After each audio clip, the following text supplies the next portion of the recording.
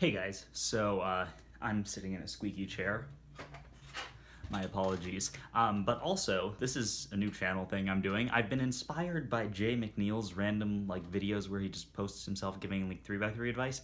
I'm no good at 3x3, but I am okay at FMC, so I figured I'd try to do the same thing. You know, sometimes you just want to make some content that it doesn't take a ton of effort, but still adds value to the world, which hopefully this will do. I'm kind of figuring out my recording setup here.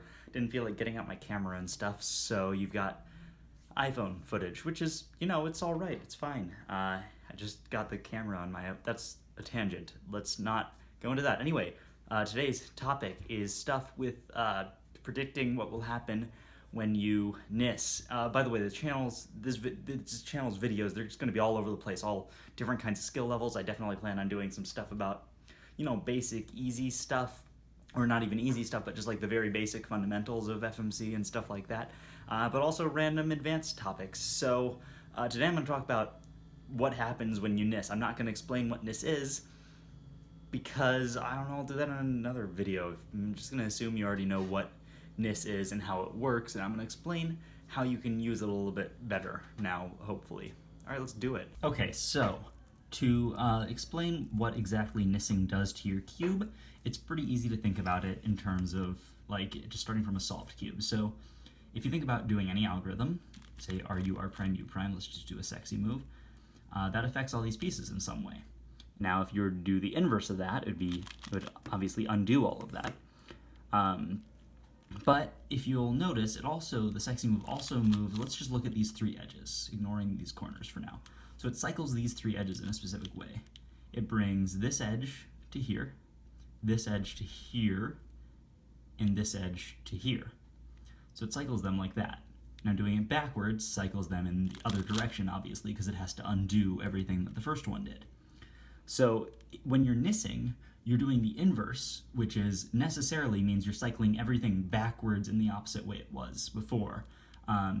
It might not necessarily, this might not be the way you think of it necessarily, but every single scramble sequence is just applying a bunch of different cycles to the cube, and they could be different cycles of different lengths and stuff. But so this sexy move, it does a 3 cycle of those edges. Inverse sexy does the 3 cycle backwards. When you're doing the inverse scramble, you're cycling every single cycle you did to the cube backwards. So what does that mean? Well, let's take a look. If this is what our sexy move looks like, we've got this piece here, and this is the yellow-green piece in the red-blue, or the blue-red spot, okay? So what that means is, when we did the sexy move, it moved the piece from here to here. If we do inverse sexy, it's going to move this one to here, right? So what that means is that the blue-red piece is going to end up in the yellow-green spot. So all you have to do is look at the colors on the piece, and then you can figure out where the piece that is supposed to go here is going to end up if you NISS. So if we're looking at this, we can tell that the blue-red piece is going to end up in the yellow-green spot. The yellow-red piece is going to end up in the blue-red spot, and the yellow-green piece is going to end up in the yellow-red spot. Now let's check if that was all correct. So let's do inverse sexy on a solved cube. Sure enough, the red-blue piece has ended up in the yellow-green spot, the yellow-green piece has ended up in the yellow-red spot, and the yellow-red spot piece has ended up in the blue-red spot. So hopefully that made sense.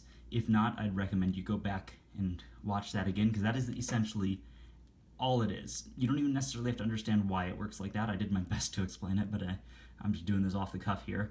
But just understand, if we're looking at a scrambled cube, we can tell what this will look like exactly when we NISS. Every single piece, we can tell where it'll be.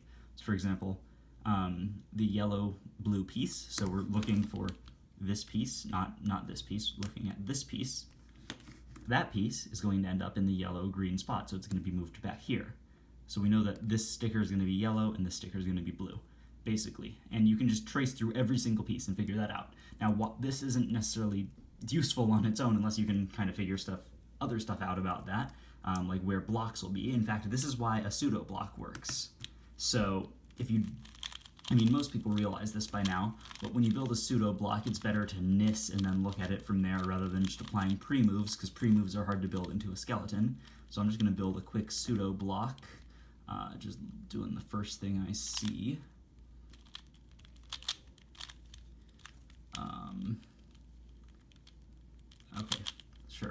it's a bad thing, but anyway, this pseudo block works because these pieces, the ones that are supposed to be here, so the yellow green, or the yellow red, the green red, and then this corner that fits in there, those are all supposed to be, they're going to end up where these pieces, what these pieces are. So this is the white red piece, and it's going to, that spot, the white red spot, then is going to contain this piece that should go right here. And when you have a whole block like this, it just so happens that it means that all of those pieces are going to be right here. So I can look at this, and without even NISSing, I know that I'm going to have to do an R2 to correct it. That one's pretty obvious, but you can also have a case like this. So I can look at this, and I can tell I'm going to need an R prime to correct it on inverse, because all of these pieces are going to be right here. So they're going to move from here to here, where these ones are supposed to be. So that's just a quick explanation of how you can use it like that. I think one of the most useful applications of this, other than like, sometimes you can build like better pseudo blocks with this. For instance, like this doesn't look great, but it actually isn't too bad because you can tell that, for one thing, all of the pieces that go into this 2x2x2 are going to be, they're going to have relatively good EO, you can tell, because or at least they're going to go together easily because orange is opposite red, so these pieces are going to be down here on the orange side. This little block right here is going to be right here. So to connect those up, all you have to do is like L2, D2, and then that's going to bring the block into this spot, or this, well, let's see, where's everything going to be? This is going to be, oh sorry, this is going to be here actually. So how would you solve this? You would do, I guess you would do R, B2, and then that would connect the block, and then R2. Anyway, but basically you can see that when you see something like this, you can tell it's going to NISS pretty well, even if you don't exactly predict where it is. You can tell that you've got 2 orange and 2 red, so those oranges are going to line up nicely with that red. You can sort of tell stuff like that. That's one way that you can apply this. Another way that's very useful is at the beginning of a solve when you're doing edge orientation. I found this scramble after a couple tries getting things from CS Timer, but this one has a pretty good example. So take this green front EO.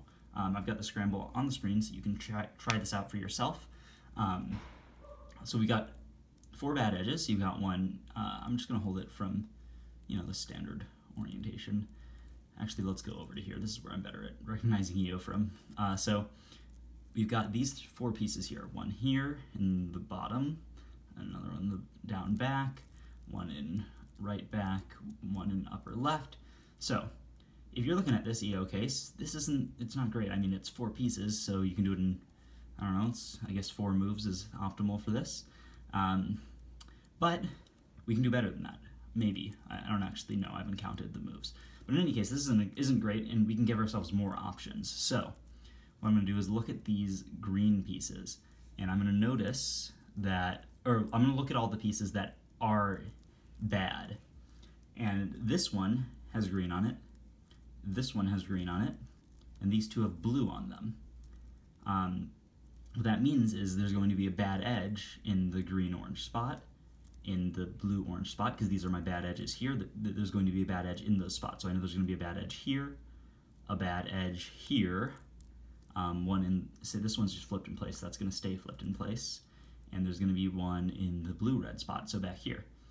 And on inverse, that's not really a great position either. But if you make all of your bad edges on one side have the same color, all share a color, then they're all going to be on that face. So if that's your front or back face, then you're good. So in this case, I can actually pretty easily make all of the blue edges be badly oriented, because I've got 2 already, like I said, these 2. And then there's only 2 more. So that would be this one and this one. And I can so in order to misorient them, I'm going to want to do like an F move with those on the front. And that would make all of my blue edges misoriented. And if I can correct these 2 green edges at the same time, which I guess what I can do that with D, R prime, F prime. You can also do that in other ways, but let's do that for now. D, R prime, F prime. So what does that do? D, R prime, F prime, if you look at it now, we still have 4 bad edges, but all of those edges have blue on them, right? So D, R prime, F prime. Let's just go ahead and check what that looks like. on when we NISS. So dr prime f prime, so FRD prime will be the inverse of that. Then we do the inverse scramble.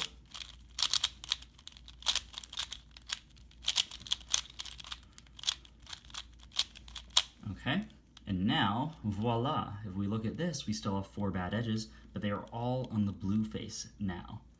And if you look at these, sure enough, they correspond to the pieces on the other side. So this is our inverse cube.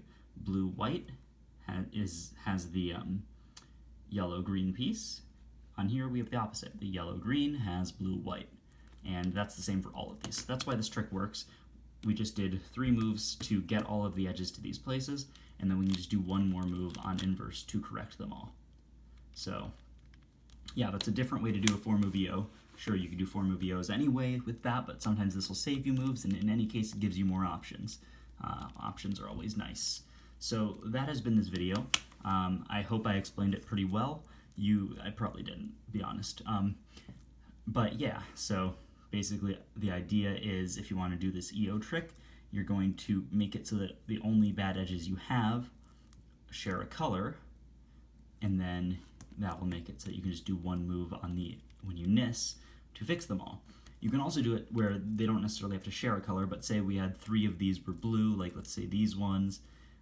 So you got yellow, white, orange, so that tells you that you're going to have these 3. And then your other one could be in this position or this position or this position, and then it would just be 2 moves away, because then you could correct it and do the move. But anyway, once you sort of understand what NISSing actually does to your cube, it really helps you move on. So yeah, that's the video, I guess. Hopefully they're better in the future. Bye.